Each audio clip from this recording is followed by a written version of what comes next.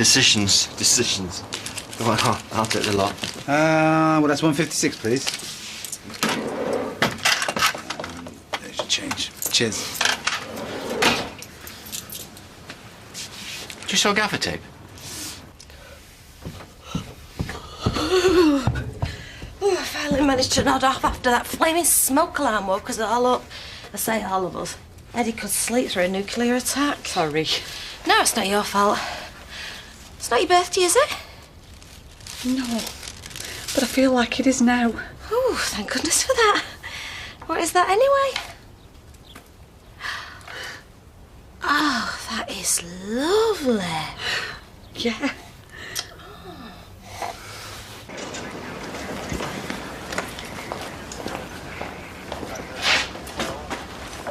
Standing in the courtroom saying all that stuff about Gail. Done her head in, pal. Poor Tina. At least it's all over now, eh? Right, I'm standing guard. If the cops won't protect you, I will.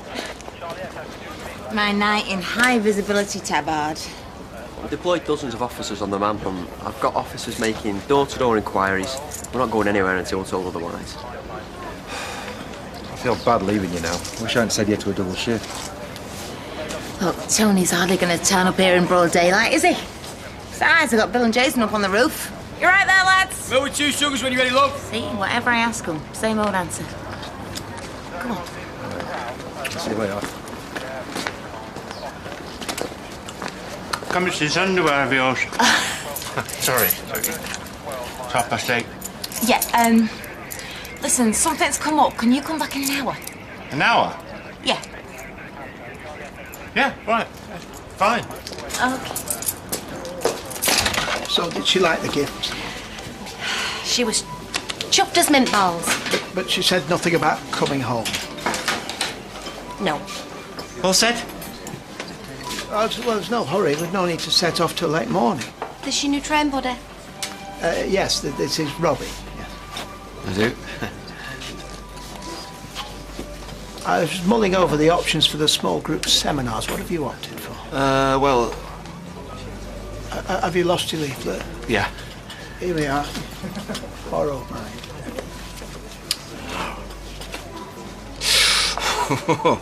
Darjeeling Himalayan Railway. Whoa, exciting. My first choice as well. Just hope it's not oversubscribed. What's your second choice? Electrification of the East Coast Line. We're going to have such a brilliant time. Have I got time for breakfast? Full English, runny scrambled. You read my mind? Yeah, I know that. What's going on? The pole's having a wobble. I know, of course you're bound to be nervous, but you've been in and out in like half an hour. Poor lass. Yeah, takes the money, then has a pang of conscience. Look, just get on that train, Anchor, please. I beg you. Well? Well, I think I managed to talk her around. Good. I'll leave it as to you for a bit, and then I'll ring her back, and I'll have to threaten her with violence if she doesn't show up. He perverts the course of justice with such ease. I better get to work. I'll call you as soon as I get a chance. See ya.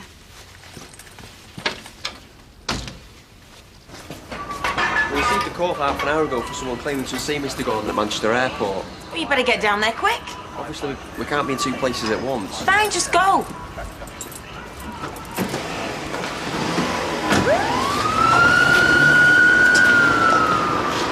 Hiya. How are you? Is now a good time? Yeah, it's okay. I thought you were due in court today. On our way up. What are you up to? I'm just talking a bit of business. You okay? Heard about Tony? Yeah, I'm fine. So sling your rope, go on. Good luck, yeah. I hope you don't mind me locking us in. Some funny people out there. Well, one funny person in particular. Okay.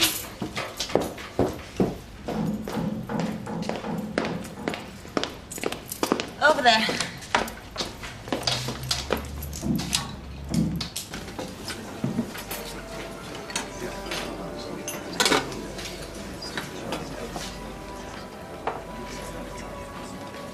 If you're a gentleman, you'd carry this upstairs for me. Yes. Yes, of course. Of course. No sign of the lovely anchor, then? She'll be here, don't worry. So your shoulders if she doesn't. Oh, well, no pressure, man. Don't worry. I'll be rooting for you. Hey, I've every confidence in you. Hey, look, you might be a plonk, yeah? But you've been absolutely brilliant through all of this. Mum should be proud. Hey?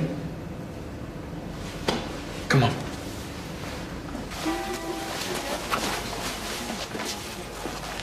Is it all right if I get off now? Oh, yeah, yes. Only I could stay another hour if you need me. That won't be necessary. I'll take over. I take it you won't be needing our Gary's bed anymore then. I'll see you tomorrow. Thanks, Anna. Ta-ta.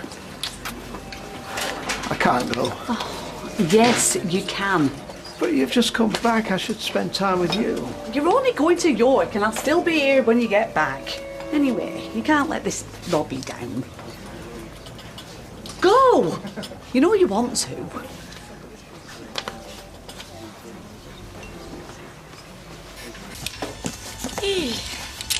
So, as you can see, they're not seconds at all, I'm in.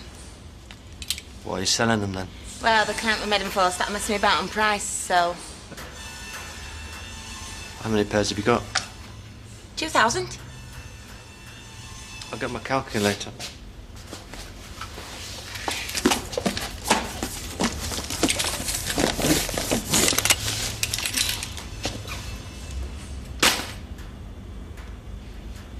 Before you ask, yes. It's a real gun. Well, it's a reboard replica, but it works. It's loaded, and I will use it.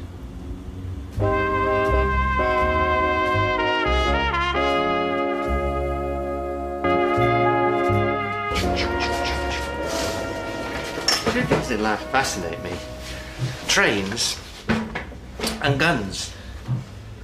I could easily have ended up a train driver instead of an armed robber. Just strong got hands free. Yeah, third button down. Look, if you want the stock, just take it. That's not the reason I'm here. I think you know that.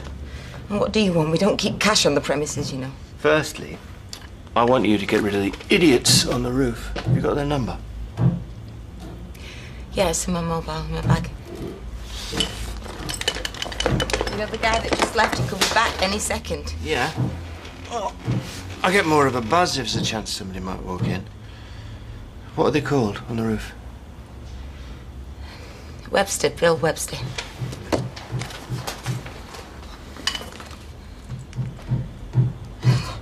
I can't just lay him off, you know. They'll come down demanding to know what I... Would it help focus your mind if I told you I just served a life sentence for murder?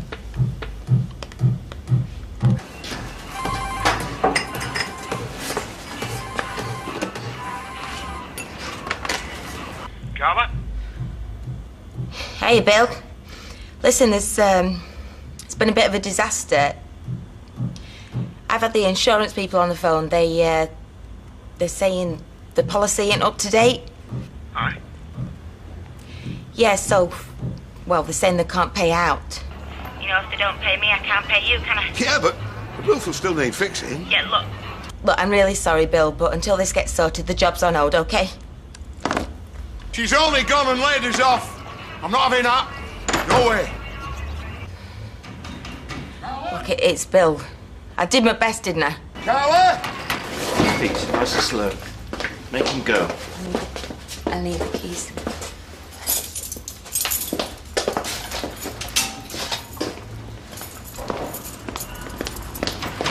Carla!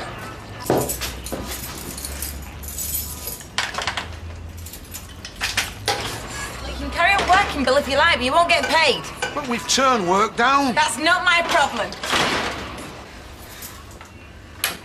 Any joy, mate? Oh, great.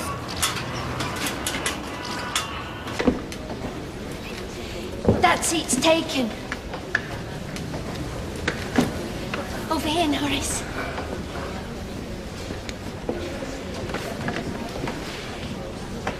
Best seats in the house. I've been queuing since 9 o'clock. You queued? I once camped outside a well-known departmental store for 3 days. Really? I got a hostess trolley for £10.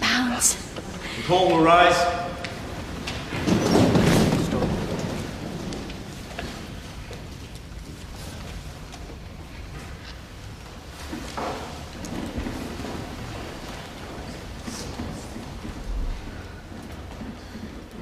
We will now hear from counsel for the defence.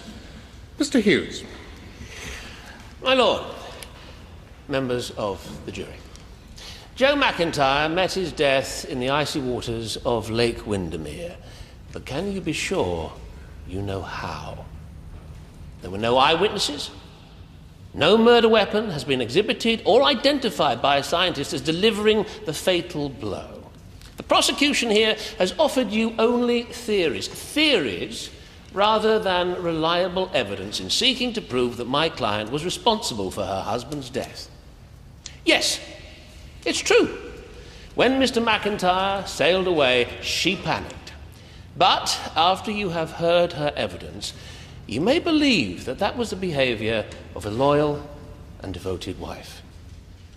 Hugely compromised by the ridiculous plan her husband had sprung upon her. Now, we submit that it is not, as alleged, the actions of a guilty murderer. I've got Anna Seatrice for when they adjourn. We intend to call a witness who saw her get off the boat before Mr. McIntyre sailed away, proving that she could not possibly have been responsible for his death.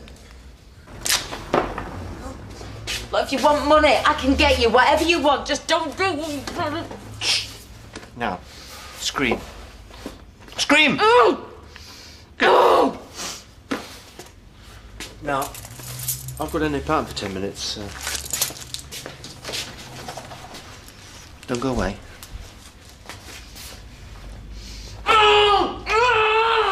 I swear by Almighty God that the evidence I shall give shall be the truth, the whole truth, and nothing but the truth.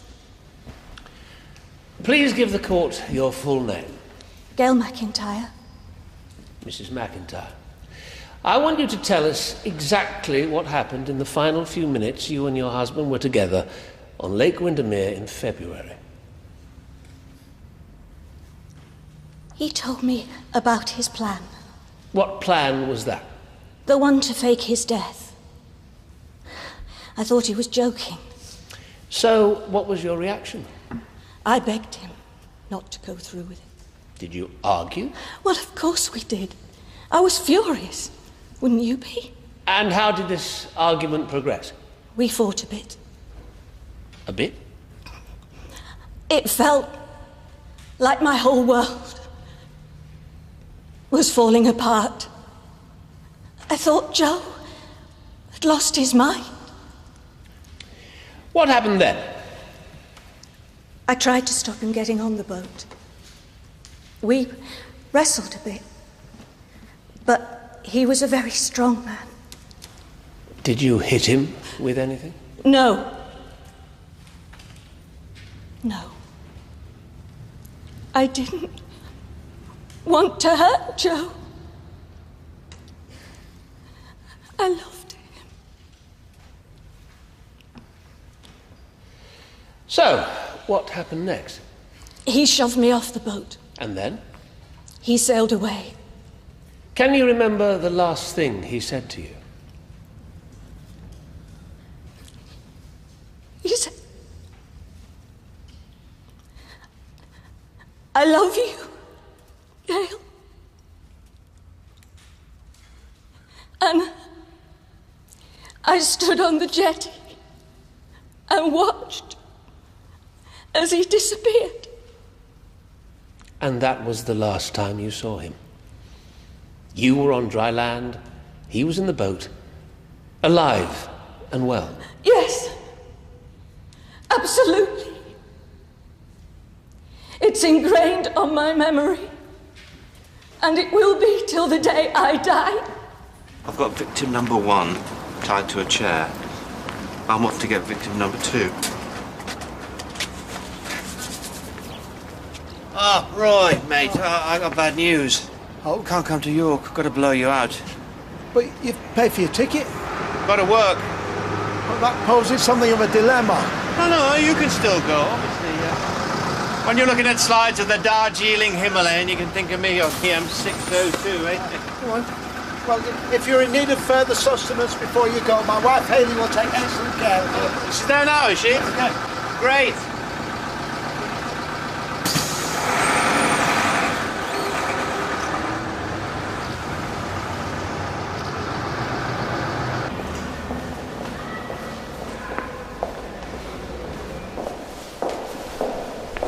Hi. I was just about to put my arms around you then, but I remembered I'm not supposed to know who you are. Now, Tracy Barlow. She claims you confessed to murdering your husband. She made it up. She has a very vivid imagination. Why do you say that? She lied to her friends, her neighbours, her family. She claimed she was the victim of domestic violence to cover up a murder. I wouldn't believe a word she says. No further questions.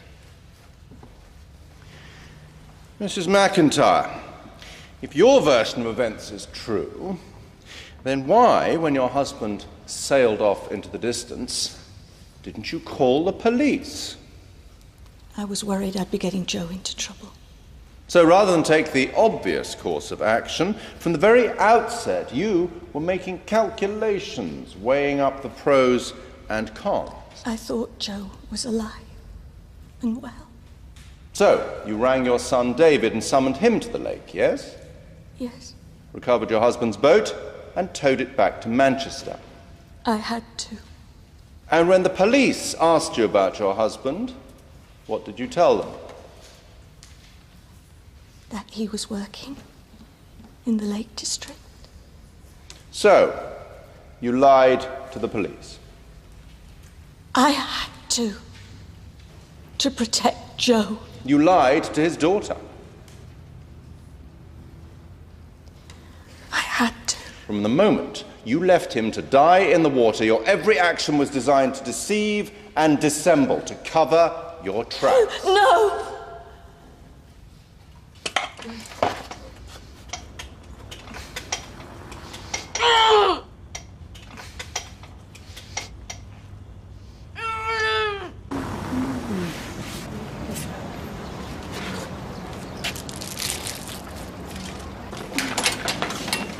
Hayley? Oh, yes? There's been an accident in the factory. Carla's asking for you. Who are you? Client. Ron. Carla's hurt herself. She can't walk. Can you come now?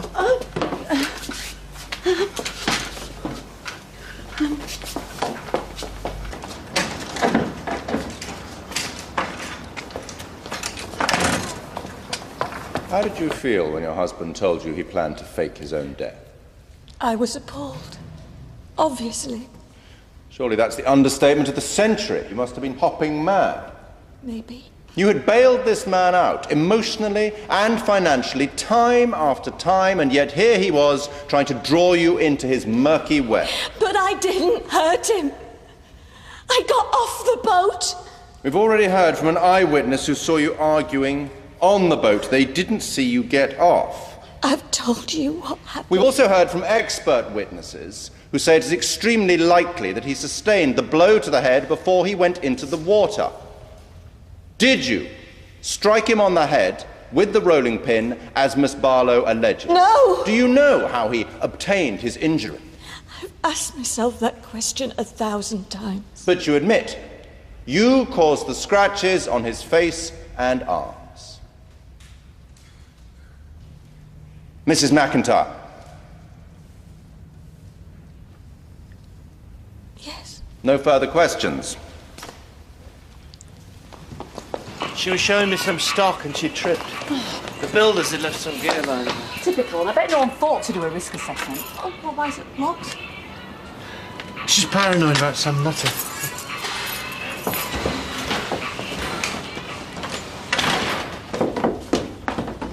Where is she?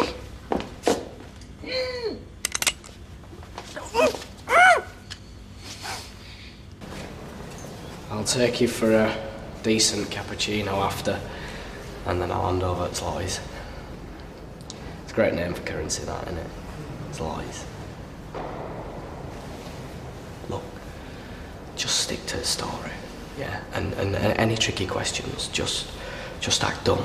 You know, speak Polish. Where are you going? I'm sorry. I can't do this.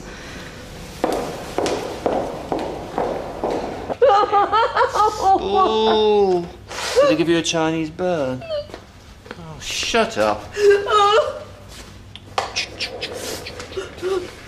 I said, shut up. Oi! Mr. Croydon. Oh, she's howling like a banshee. Someone will hear. Not through these walls. She can scream as loud as she likes. You've done well. This might hurt. Well, that's at least 3 layers of fake tan. What do you want? Well, I didn't go to all this trouble to host a staff meeting. Where did you come from?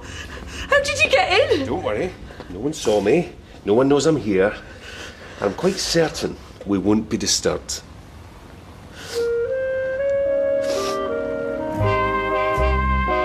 And make sure you don't miss Coronation Street tomorrow night when it continues at 9 and every night this week. There's only room for 2 to go through, so who will they be? The Britain's Got Talent results are next.